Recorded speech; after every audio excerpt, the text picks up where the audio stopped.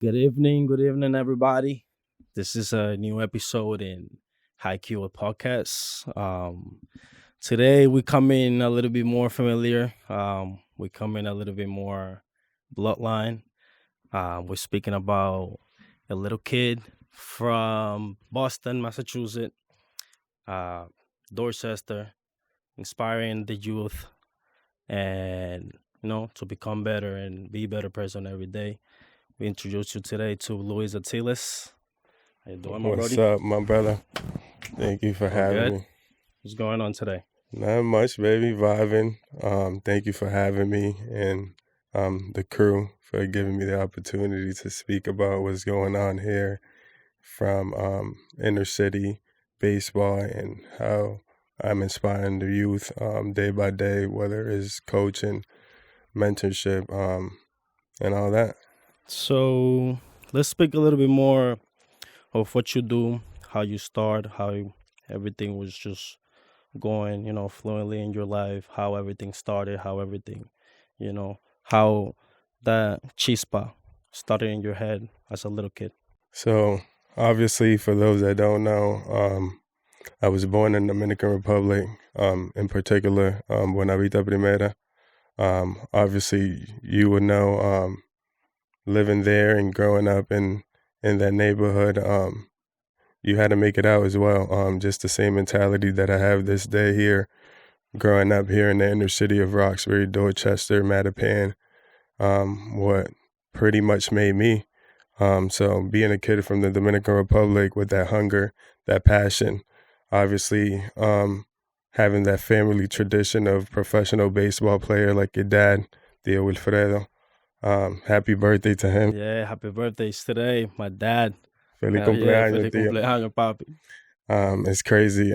So having that legacy and that background of my mom being his brother and seeing that every day definitely paved the way of the passion that I have in me. Still being a player right now, still trying to make it and tell the kids in the inner city here that anything's possible. And I feel like if you put your mind to it and the determination of nothing stopping you, like Rocky said, everything's achievable. So being able to come here from from the Dominican Republic, definitely. So how excuse me, I interrupt you.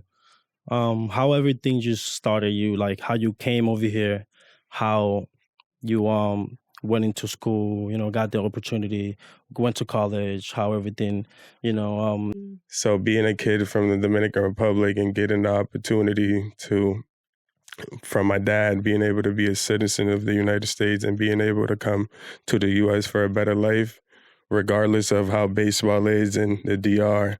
Obviously, my family, my mom being a teacher, my dad being an accountant major, always wanted the education out of me, regardless of the sports and the professionalism in our family. They just wanted a better life because baseball is not always going to be there. You need a plan B, and definitely I thank them. You know what I mean? I appreciate them for keeping me that way, as well as my sister, for obviously La Steffi. my sister Steffi, and definitely it was something that helped me become a better person, because obviously in the U.S., we all know, in DR, you could sign at 16, but here, in order to play NCAA, You gotta put on JUCO, work. you got to have grades. So that's one thing I preach every day, because I definitely been in the ops side of not being able to make it within my grades during high school and sitting out a year or something like that. And then definitely it definitely hurt me, because obviously baseball being one of my passions and one of my hearts, sitting down and not being able to fight with your brothers Yep, to win a championship definitely was a cut in my journey. Yeah, I remember So I that. recommend all those kids out there, make sure you're on top of your schoolwork. If you're trying, whatever sport you're making it in college, make sure you stay on top of your grades. The fun, go wait. But definitely, in order to be successful, in order to show off your talent, you got to be able to back it up with your grades, because not only does that show the type of person you are, but it's definitely going to carry it a long way along your journey. Part of your fundamentals. So yeah, speaking about that, being a kid from the DR and coming here, getting the opportunity to go to Dorchester Academy, then transferred to Charlestown High School, where I graduated from. Definitely has been so let's stop over there. How you came out let's say like that, the hood, without being one of the victims, every day in the hood, like playing baseball, playing football, playing whatever the sport it is, and doesn't matter how hard they go, and sometimes it's the time for them. You know what I'm saying? Like it's just sometimes it's difficult. It's not. I'm not gonna say it's something that you can't reach. With being a baseball player, being an athlete, being whatever, being from the hood. But how you overcome all that? Yeah, definitely a great question, because what would I say? The so-called hood, my neighborhood, and the city and the inner city of Boston, obviously it's bad everywhere, but you got to have a strong mindset of what your vision is, what do you want to make out of life. And growing up in Mattapan, which back then they would call Murderpan, definitely creating that bond, and like I always do, creating that bond with the people around me, definitely helped me not be in the wrong direction, and keeping a clear vision of where I want to be in life, regardless of the surroundings around me and the environment. Definitely it's hard, but I've seen a lot that made me realize that's not your place. Yeah, that's not my place, and my place, and the reason why God got me here is definitely to lead the way for the young kids out there and the youth, where being a kid from zero, born in the Dominican Republic, getting my BA, and graduating with my master's, and using baseball as a vehicle to succeed in life, it's definitely been a getaway and a tunnel vision of being not in the wrong directions, and definitely I'm blessed for that. You were talking about the Juve and all that. Talk about your Boston boys, man. Talk to me about that. I see a lot of videos every day. I thought of posting, a lot of work. What's going on with that? I see that. Definitely it's popping. So definitely you being one of my brothers always there, the grind and the hard work that I put since COVID. I have like a list of things, of ideas and things that I want to accomplish in life that definitely has been a time during COVID. It was a time for a makeup, pretty much in my opinion. A lot of people were sitting down, we all were sitting down, and the whole world stopped, where that gave me time for growth. Definitely it gave me time to come up with other ideas and bring it to life. So Boston Boys, I came up with the idea. I came up with the idea of Boston Boys during COVID. I remember I was with Oso. I told my idea to Ryan Hernandez and Harold Cole. We were getting out the gym, and I told him, like, yo, bro, I got this idea. I feel like we would make the whole community engage with us and bring back and growing baseball here back in our inner city. A lot of great talents have came from our inner city. Nelfis Abada, Calvin Graves, Ben Bowden, and definitely seeing them reach their goals and being able to reach their peak definitely motivated me to continue to play, but also to come back and give back to my community, where they're always going to be there, no matter how far I am playing in West Virginia with the Dirty Birds or the New York Grays Empire State League.